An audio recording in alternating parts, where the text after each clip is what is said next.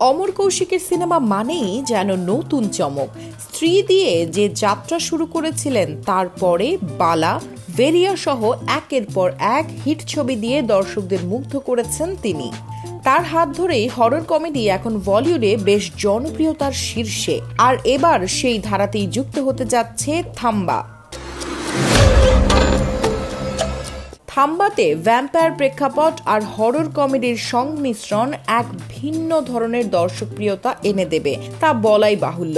আয়ুষ্মান খুরানার ব্যতিক্রমী চরিত্রে অভিনয় করার দক্ষতা ইতিমধ্যেই প্রমাণিত, আর তার সঙ্গে রাশমিকা মান্দানার প্রাণবন্ত অভিনয় যেন সিনেমাকে এক অনন্য উচ্চতায় নিয়ে যাবে। সে নিয়ে কোনো সন্দেহ নেই। কৌশিক জানান, আমরা কিছু সাধারণ গল্প নিয়ে কাজ করছি। আয়ুষ্মান ও রাশমিকার সঙ্গে কাজ করা এক ভিন্ন রকম অভিজ্ঞতা হবে। তাদের অভিনয় প্রতিভা এবং কমেডির প্রতি তাদের স্বাভাবিক সংবেদনশীলতা গল্পকে জীবন্ত করে তুলবে।